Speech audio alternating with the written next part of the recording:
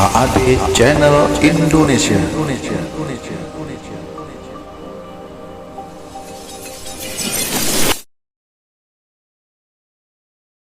ونستعينه ونستغفره ونعوذ بالله من شرور أنفسنا ومن سيئات أعمالنا من يهده الله فلا مضل له ومن يضلل فلا هادي له وأشهد أن لا إله إلا الله وحده لا شريك له وأشهد أن محمدا عبده ورسوله يا أيها الذين آمنوا اتقوا الله حق تقاته ولا تموتن إلا وأنتم مسلمون يا أيها الناس اتقوا ربكم الذي خلقكم من نفس واحدة وخلق منها زوجها وبث منهما رجالا كثيرا ونساء واتقوا الله الذي تساءلون به والأرحام إن الله كان عليكم رقيبا يا أيها الذين آمنوا اتقوا الله وقولوا قولا سديدا يصلح لكم أعمالكم ويغفر لكم ذنوبكم ومن يطع الله ورسوله فقد فاز فوزا عظيما أما بعد فإن أصدق الحديث كتاب الله وخير الهدي هدي محمد صلى الله عليه وسلم وشر الأمور محدثاتها وكل محدثة بدعة وكل بدعة ضلالة وكل ضلالة في النار. Ma'asyiral muslimin, ikhwani fillah, rahimani wa rahimakumullah. Kita melanjutkan kembali pembahasan kitab Nurus Sunnah wa Dhulumatul Bid'ah yang ditulis oleh Syekh Sa'id ibn Ali ibn Wahab Al-Qahtani rahimahullahu ta'ala. Kita masih membahas tentang al-bid'atu al-muntashirah al-mu'asirah, atau bid'ah-bid'ah yang tersebar di masa sekarang. Di antaranya yang pertama adalah al-ihtifal bi maulidin Nabi sallallahu alaihi wasallam, yaitu peringatan hari kelahiran Nabi Muhammad sallallahu alaihi wasallam. Dan sudah disampaikan beberapa poin-poin sisi bid'ahnya peringatan Maulid Nabi sallallahu alaihi wasallam. Kita sampai pada poin yang ke-10 dari bid'ahnya peringatan Maulid Nabi sallallahu alaihi wasallam. Poin yang ke-10, kata muallif, al-qa'idatu syar'iyyah raddu ma tanaza'a fihi an-nasu ila kitabillahi ta'ala wa sunnati rasulih sallallahu alaihi wasallam. Sebuah kaidah syar'i yang sering kita dengar, yaitu mengembalikan perkara-perkara yang terjadi khilaf, terjadi perselisihan di dalamnya, dikembalikan kepada kitabullah atau dikembalikan kepada sunnah Nabi sallallahu alaihi wasallam. Nah, ini sering kita mendengarnya dan sering didengungkan, karena ad-da'wah salafiyah itu dibangun di atas dasar ini, sebagaimana poin yang dikatakan oleh Syekh Muhammad bin Jamil Zainu dalam kitabnya Minhaj Al-Firqatin Najiyah, yaitu ahlus sunnah cirinya dakwah salafiyah mengembalikan perkara-perkara yang terjadi khilaf di dalamnya, dikembalikan kepada kitabullah atau sunnah Nabi sallallahu alaihi wasallam. Kama qala Allah azza wa jalla, sebagaimana firman Allah dalam surah An-Nisa ayat yang ke-59, ya ayyuhalladzina amanu athi'ullaha wa athi'ur rasulah wa ulil amri minkum fa in tanaza'tum fi syai'in farudduhu ila Allahi war rasul in kuntum tu'minuna billahi wal yaumil akhir dzalika khairun wa ahsanu ta'wila. Dalam ayat tadi Allah mengatakan fa in tanaza'tum fi syai'in, apabila kalian berselisih dalam suatu perkara, maka kembalikan kepada Allah, yaitu kitabullah Al-Quran, dan kembalikan kepada Rasul sallallahu alaihi wasallam, yaitu sunnahnya. Allah juga mengatakan dalam surah Asy-Syura ayat yang ke-10, wa makhtalaftum fihi min syai'in fa hukmuhu ilallah, dan segala apapun yang kalian perselisihkan, ya segala apapun yang kalian saling khilaf, saling berbeda pendapat, maka hukumnya dikembalikan kepada Allah Subhanahu wa taala. Wala syakka anna man raddal ihtifal bil maulidi ilallahi wa rasulihi yajidu anna Allah ya'muru bittiba'in nabi sallallahu alaihi wasallam. Maka barang siapa yang mengembalikan khilaf ini tentang peringatan Maulid Nabi ini, ada atau tidaknya, disyariatkan atau tidak, dibolehkan atau tidak, barang siapa yang mengembalikannya, maka tidak diragukan lagi bahwa Allah justru mengatakan di dalam Al-Quran bahwa seorang muslim wajib untuk ittiba', hanya diperintahkan mengikuti saja apa yang sudah disyariatkan oleh Nabi sallallahu alaihi wasallam. Allah mengatakan, "Wa ma atakumur rasul fakhudhuh wa ma nahakum anhu fantahu." Apa yang Rasul datangkan kepada kalian dengannya, maka ambil, kerjakan. Dan apa yang Rasul larang kalian darinya, maka tinggalkan. Wa yubayyinu subhanahu annahu qad akmala ad-din wa atamma an-ni'mata 'alal mu'minin. Dan barang siapa yang mengembalikan perkara ini ke dalam Al-Quran, maka dia dapati Allah subhanahu wa ta'ala sudah menyempurnakan agama ini dan sudah mencukupkan nikmat ini kepada orang-orang beriman. Wa yajidu anna nabiyya sallallahu alaihi wasallam lam ya'mur bil ihtifali bil maulid. Dan dia juga akan mendapati Nabi sendiri tidak memerintahkan umatnya untuk merayakan hari kelahirannya. Walam yaf'alhu, dan Nabi sendiri juga tidak melakukannya. Walam yaf'alhu ashabuhu, demikian juga para sahabat tidak melakukannya. Fa'ulima bidzalika annal ihtifala bil maulid laisa minad din bal huwa minal bid'il muhdatsah. Maka dari situ kita mendapatkan jawaban. Kalau dikembalikan kepada Allah dan Rasulnya, kita dapat jawaban bahwa peringatan Maulid Nabi SAW itu bukan termasuk bagian dari agama, bahkan itu bid'ah yang diada-adakan. Poin yang ke-11, innal masyru'a lil muslim yaumal itsnaini an yasuma idza ahabba. Yang ke-11, bahwasanya yang disyariatkan, yang benar, yang disyariatkan bagi seorang muslim itu disunnahkan dia untuk berpuasa di hari Senin.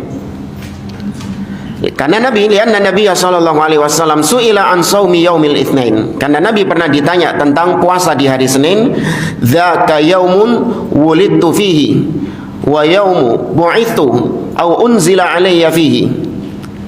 Kata Nabi, hari Senin itulah hari di mana aku dilahirkan, hari di mana aku diutus, dan hari di mana diturunkan kepadaku Al-Quran.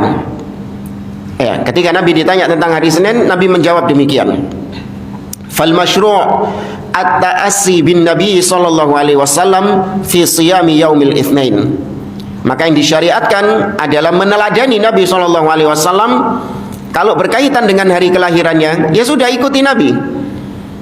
Nabi berpuasa di hari Senin.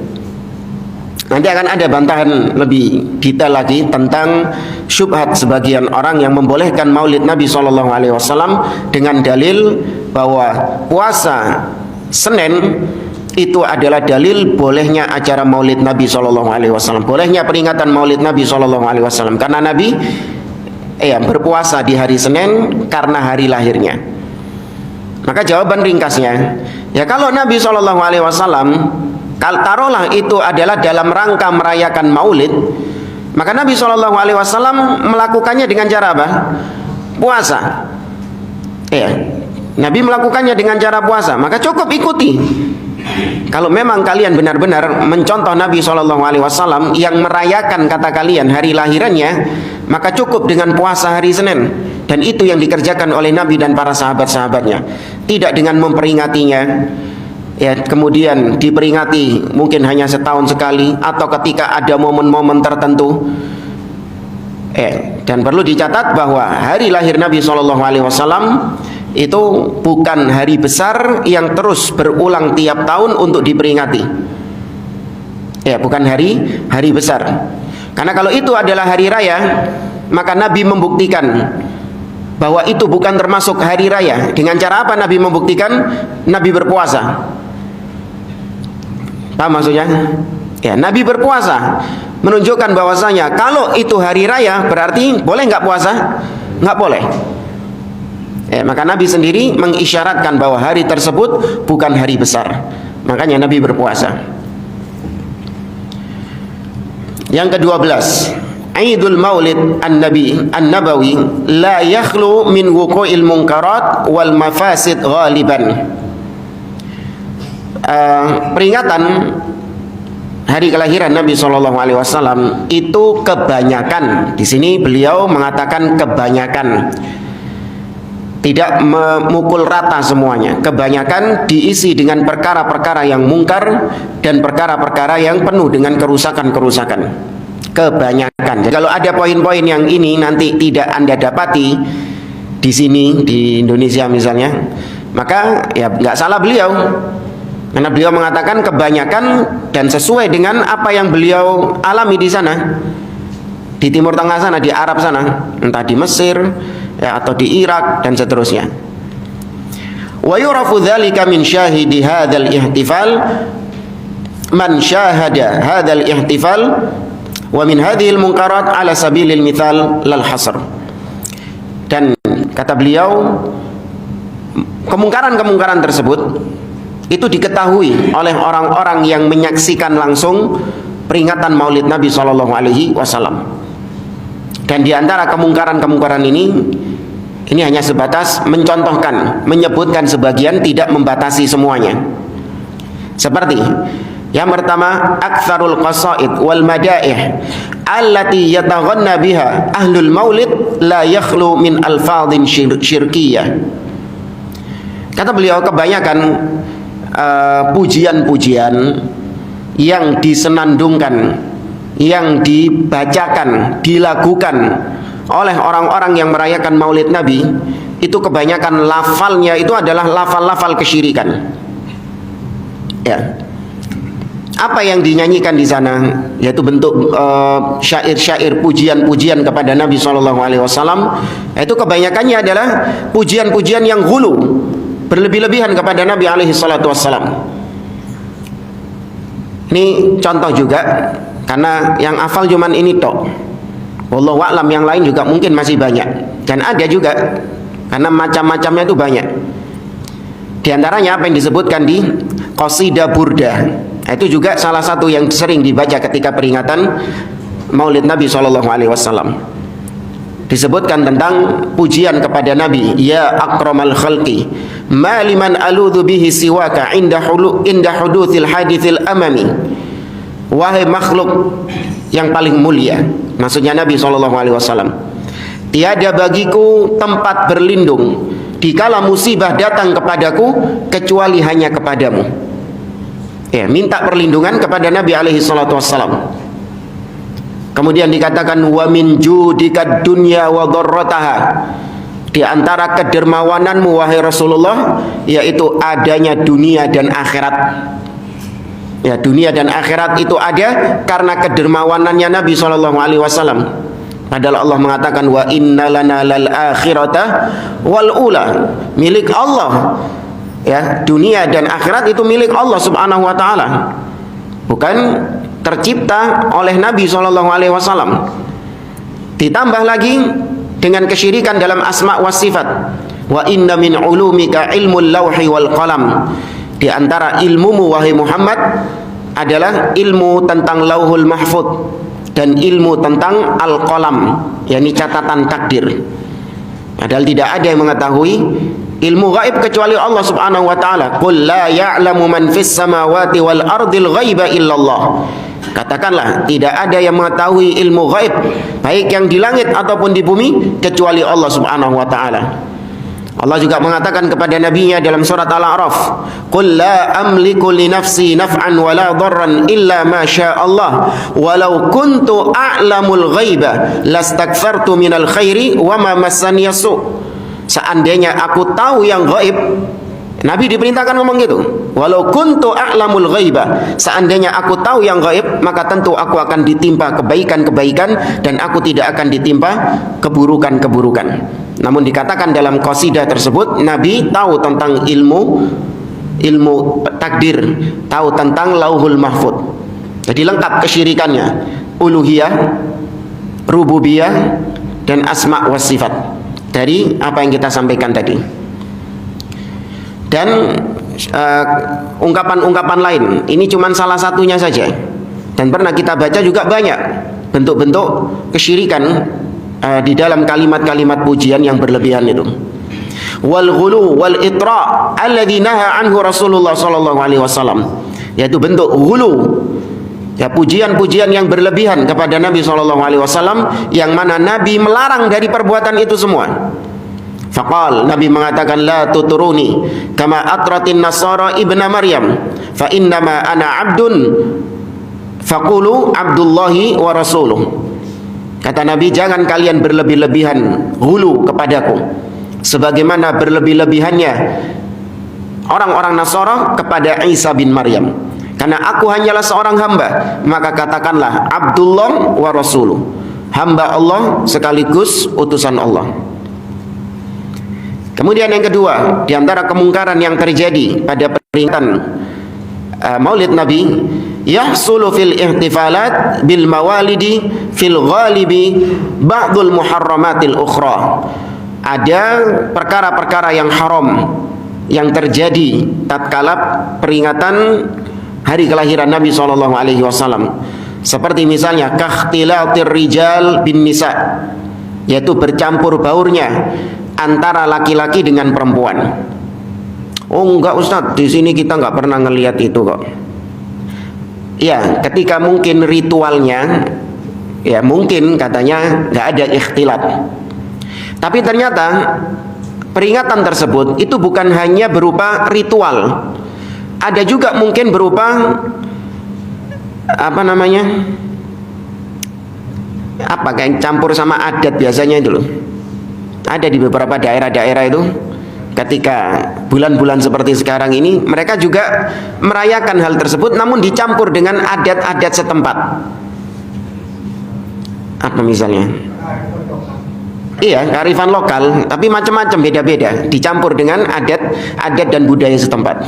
Nah, di situ bercampur baur antara laki dengan perempuan. Ya. Kemudian wasti'malil aghani wal ma'azif, digunakannya alat-alat musik, ya, nyanyian-nyanyian ketika peringatan tersebut. Wa syurbul muskirat wal mukhaddirat, dan meminum khamar atau perkara-perkara lain yang memabukkan. Ya wallahu a'lam kalau di sini ada apa enggak. Ya, meminum khamar atau hal-hal lain yang memabukkan. Wa qad yahsulu fiha syirkul akbar kal istighatsati bir rasul sallallahu alaihi wasallam, dan terkadang juga ada bentuk kesyirikan yang besar, yaitu istighatsah, beristighatsah kepada Nabi sallallahu alaihi wasallam. Au ghairuhu minal auliya au ghairihi minal auliya, atau selain Nabi beristighatsah kepada wali-wali. Wal istihanah bi kitabillahi azza wa jalla, atau merendahkan kitabullah, menghinakan Al-Quran. Fayashrabud dukhan fi majlisil Quran, ini bentuk penghinaan terhadap Al-Quran, yaitu ngerokok sambil baca Quran. Ya, dan ini terjadi.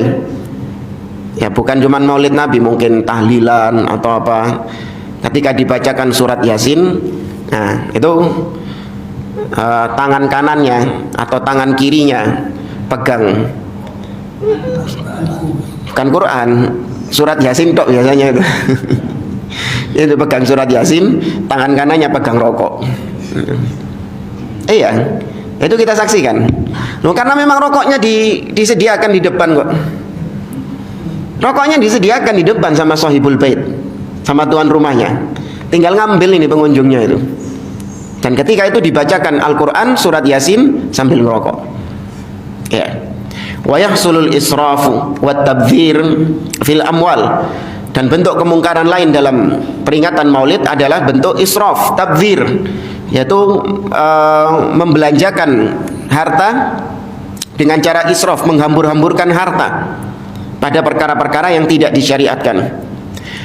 Wa iqamatu halaqatidz dzikril muharraf fil masajid ayyamal mawalid ma'artifa'i aswatil munsyidina ma'at tasfiqil qawi min ra'isidz dzakirin. Dan di antara kemungkaran juga adalah munculnya, diadakannya halaqah-halaqah zikir yang menyimpang. Ya, kelompok-kelompok zikir yang menyimpang di masjid-masjid ketika peringatan Maulid Nabi SAW dengan meninggikan suara. Ya, dengan meninggikan suara atau mengeraskan volume disertai dengan tepukan-tepukan mungkin ya dari Rais Az-Zakirin, dari komandan kelompok zikir tadi itu dikomandani, dikomandoi itu. Wa kullu dzalika ghairu masyru' bi ijma'i ulama'i ahlil haq. Semua yang tadi kita sebutkan tidak disyariatkan dengan kesepakatan para ulama. Kemudian yang ketiga, di antara kemungkaran yang terjadi pada peringatan Maulid Nabi SAW adalah yahsulu amalun qabihun fil ihtifal bi maulidin Nabi SAW. Ada perbuatan yang buruk yang terjadi tatkala peringatan Maulid Nabi SAW. Wa dzalika yakunu bi qiyamil ba'dhi 'inda dzikri wiladatihi SAW ikraman lahu wa ta'ziman. Nah, ini juga banyak terjadi di sini, yaitu sebagian atau semua yang hadir dalam majelis Maulid Nabi SAW, mereka semua bangkit berdiri ketika dibacakan tentang kelahiran Nabi SAW. Ya, disebut dengan mahallul qiyam, kata mereka. Berdiri. Ya, semua harus berdiri, wajib. Kenapa demikian? Kata beliau, li'tiqadihim anna Rasulullah sallallahu alaihi wasallam yahdurul maulid fi majlis ihtifalihim. Karena mereka meyakini tatkala itu Nabi sallallahu alaihi wasallam datang dan hadir di majlis maulid tersebut. Maka mereka berdiri, ya Nabi salam, berdiri. Karena Nabi hadir di majlis itu. Walihada yaqumuna lahu muhyin wa murahhibin. Mereka bangkit berdiri untuk menyambut Nabi sallallahu alaihi wasallam. Wa hadza min a'dhamil batil wa akbahil jahl. Ini termasuk kebatilan yang paling besar dan kejahilan yang paling jelek. Fa inna Rasulullah sallallahu alaihi wasallam la yakhruj min qabrihi qabla yaumil qiyamah. Karena Nabi sallallahu alaihi wasallam mustahil beliau bangkit dari kuburnya sebelum ditegakkan hari kiamat. Wala yattasilu bi ahadin minan nas. Dan Nabi sallallahu alaihi wasallam tidak pernah sama sekali komunikasi dengan manusia yang hidup sekarang. Enggak ada. Ya, secara logis juga wajar jemaah. Sekarang Nabi kalau dikatakan hadir di majelis maulid, apa manfaatnya Nabi hadir di majelis maulid ketika itu? Nabi melani bangkit dari kuburnya, hadir di majelis maulid tersebut. Sedangkan dahulu ketika zaman sahabat sepeninggal Nabi SAW terjadi banyak fitnah. Ya, terjadi banyak prahara. Di antaranya peperangan Jamal. Di zaman Ali bin Abi Thalib, perang Siffin dengan Muawiyah bin Abi Sufyan. Kemana Nabi SAW? Padahal di situ butuh sosok Nabi. Butuh sosok Nabi nggak ketika itu jemaah? Butuh ketika umat Islam sedang ditimpa fitnah, peperangan, pertumpahan darah. Kenapa Nabi kok nggak muncul untuk menengahi mereka? Justru munculnya setelah abad keempat Hijriah. Baru munculnya maulid Nabi SAW, Nabi baru keluar dari kuburnya. Perlunya apa? Cuman datang di hadir majelis maulid Nabi SAW. Apa faedahnya? Apa faedah yang didapatkan Nabi SAW? Kok tega Nabi nggak muncul ketika dulu? Ketika Aisyah radhiyallahu taala anha sedih karena kepergian Nabi SAW.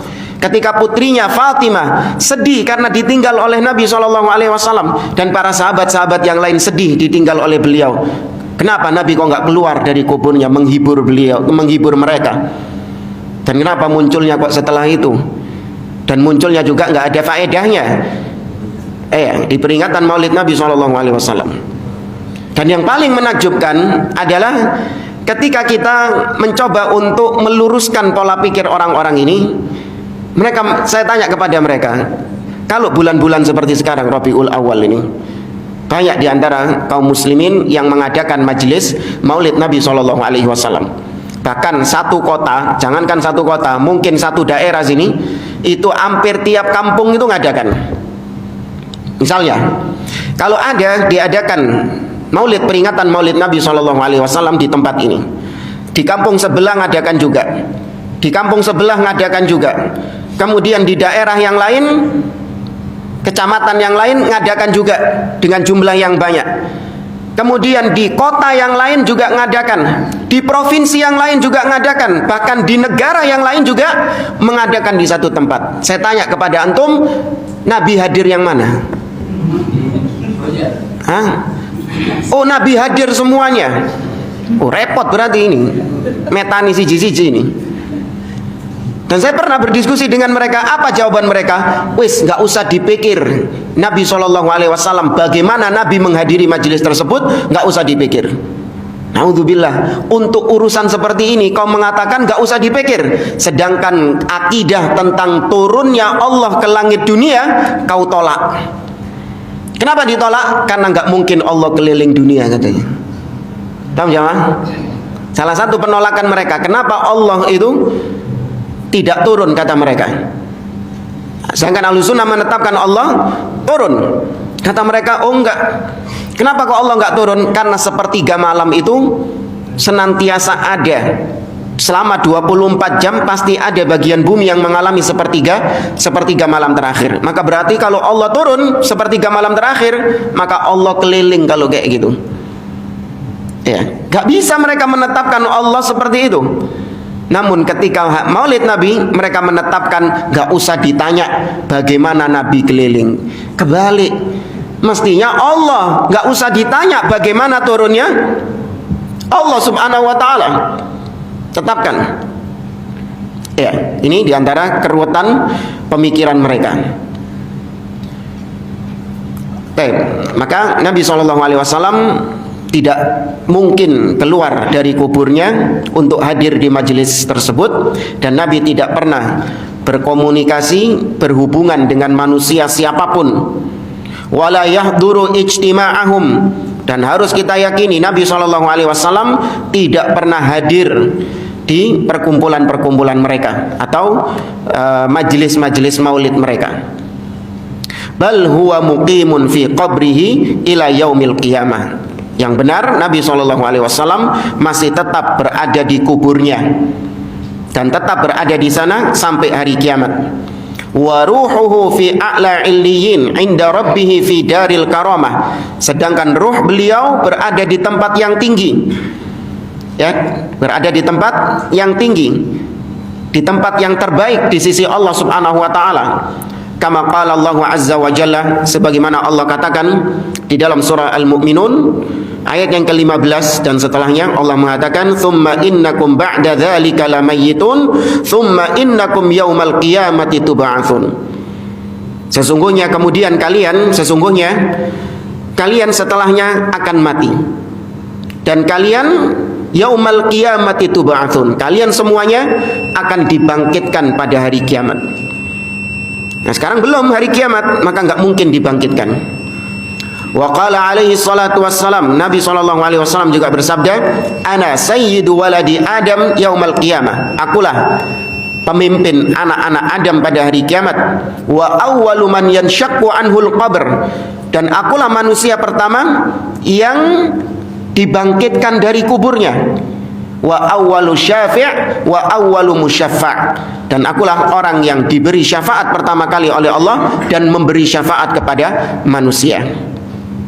Fahadhil ayah wal hadithus syarif wa ma jaa fi hadzal ma'na minal ayati wal ahadithi kulluha tadullu ala anna an-nabiy sallallahu alaihi wasallam wa ghairahu minal amwat innama yakhrujuna min quburihim yaumal qiyamah. Hadis tadi dan ayat yang kita baca tadi itu semua menunjukkan, adalah menjadi dalil bahwa Nabi dan selain Nabi yang posisinya sekarang sudah meninggal, sudah wafat, mereka semua tetap berada di kuburnya dan tidak akan keluar dari kuburnya sampai hari kiamat. Ya. Jadi kalau ada seorang menceritakan bahwa ketika ulun datang ke kuburnya Nabi, maka makam Nabi begini, nah itu bisa dipastikan dustanya. Ya, bisa dipastikan kedustaannya, nggak perlu ragu. Wah, ini yang ngomong kiai ini, yang ngomong ini ya Habib ini, ustadz besar ini, enggak, kadzab. Kita lebih meyakini dalil-dalil Al-Quran dan Sunnah Nabi SAW daripada ucapan manusia-manusia menyimpang seperti ini. Maka bisa dipastikan kedustaannya. Ya. Qala samahatul allamah Abdul Aziz ibnu Abdullah ibnu Baz hafizahullah ta'ala, ini ketika beliau masih hidup, yaitu Syekh bin Baz mengatakan, wa hadza amrun mujma'un alaihi baina ulama'il muslimin laisa fihi niza'un bainahum. Dan perkara Nabi dan orang-orang yang meninggal semuanya itu mustahil bisa bangkit sekarang sebelum hari kiamat, itu perkara yang disepakati oleh para ulama dan tidak ada silang pendapat di antara mereka. Ya. Nah, kita kalau tahu akidah ini, maka nggak mungkin namanya ada penampakan tetangga kita yang meninggal 5 hari yang lalu misalnya. Ada tetangga 5 hari yang lalu meninggal, kemudian kita melihat penampakannya. Waduh, itu bisa kita pastikan bukan tetangga kita.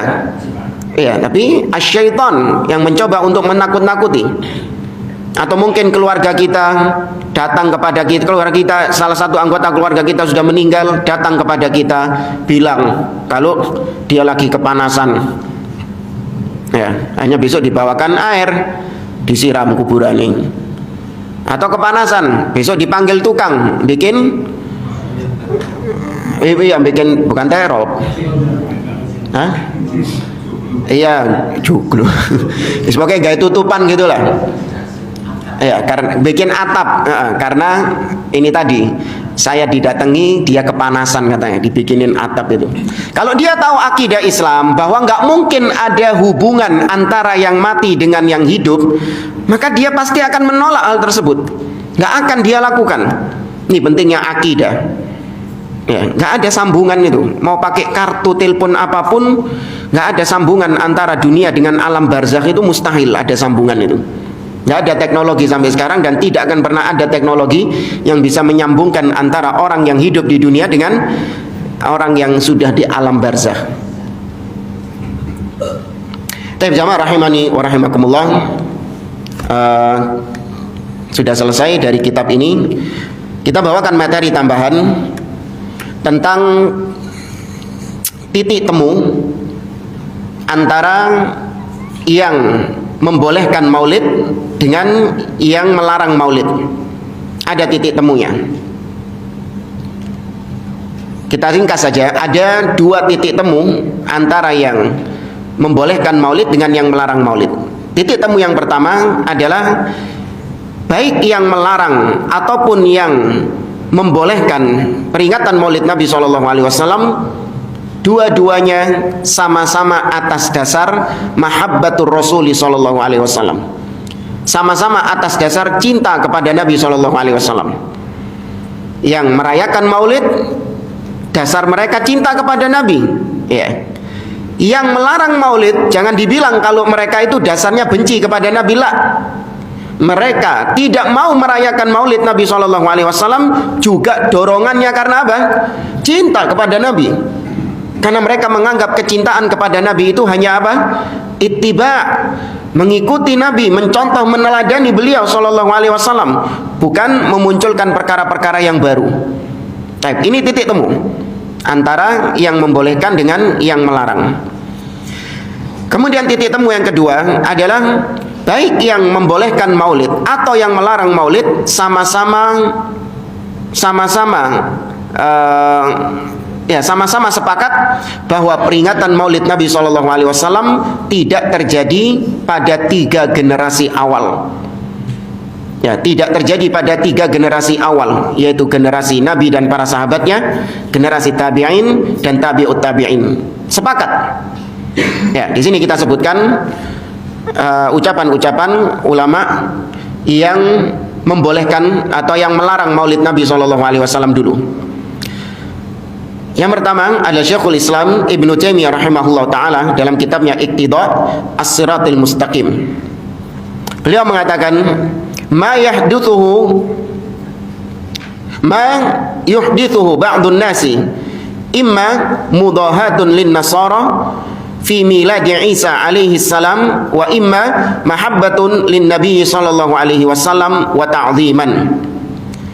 Kata beliau, apa yang diada-adakan oleh sebagian manusia bisa jadi atau entah itu adalah perbuatan yang menyerupai orang-orang Nasara kepada Isa bin Maryam, dan itu atau perbuatan tersebut adalah ekspresi cinta kepada Nabi dan mengagungkan Nabi Shallallahu Alaihi Wasallam.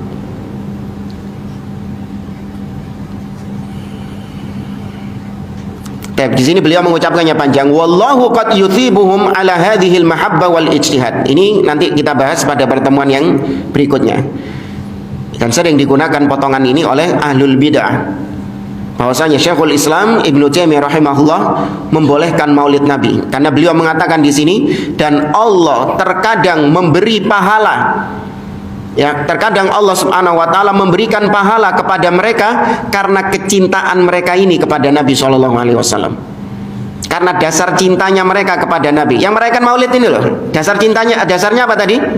Cinta. Nah, kecintaannya kepada Nabi itu, kata Syekhul Islam, itu diberi pahala sama Allah Subhanahu wa taala. Apakah menunjukkan kemudian beliau membolehkan maulid Nabi? Tidak. Beliau hanya menyebutkan orang yang cinta Nabi, ya, meskipun ekspresinya itu terkadang keliru, maka dari sisi cintanya ini dia sudah dapat pahala enggak? Sudah. Namun tetap kalau dia mengekspresikannya dengan cara yang batil, itu lain perkara. Ya, itu beda masalahnya. Tapi nanti insya Allah kita bahas pada pertemuan berikutnya. La alal bid'ah min ittikhadhi maulidin Nabi sallallahu alaihi wasallam aidan. Dari sisi kecintaannya kepada Nabi dia dapat pahala. Bukan dari sisi bid'ah merayakan maulid nabinya.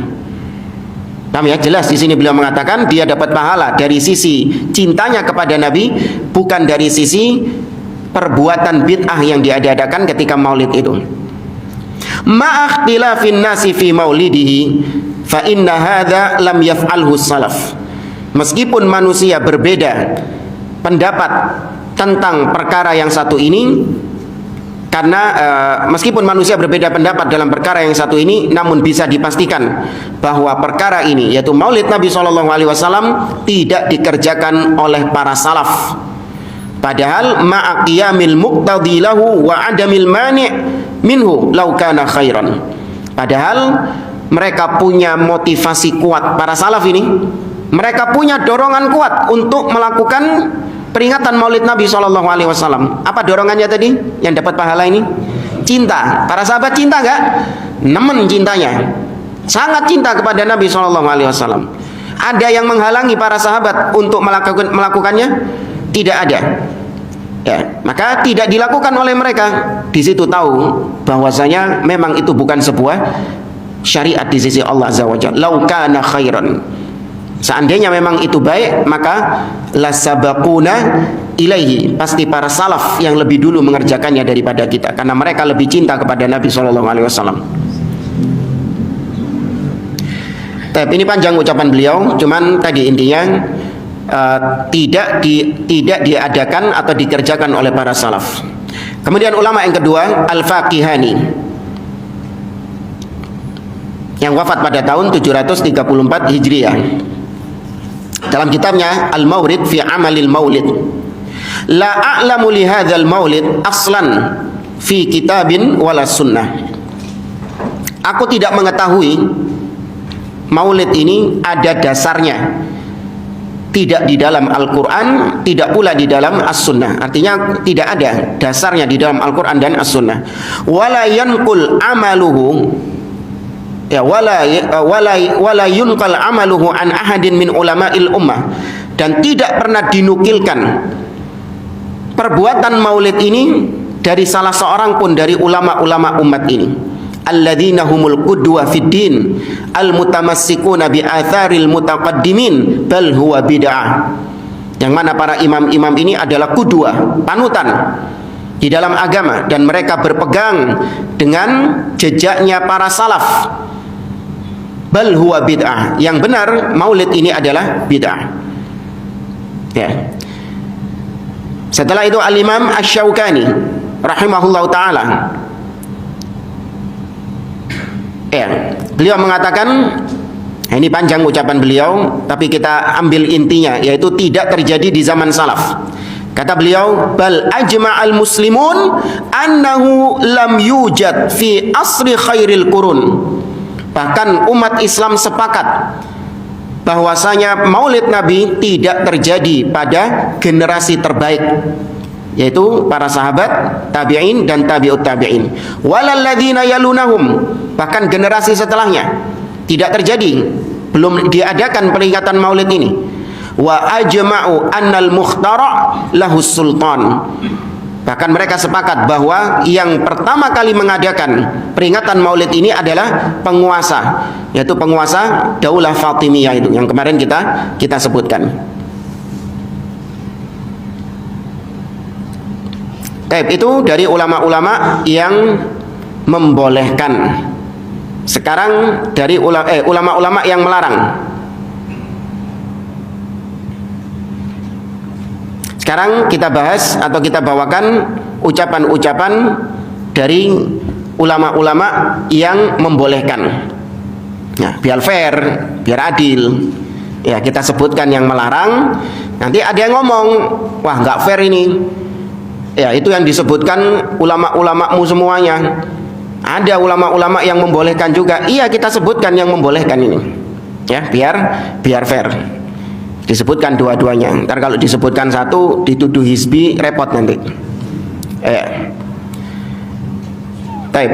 Kata Abu Syamah, ini diantara ulama yang membolehkan.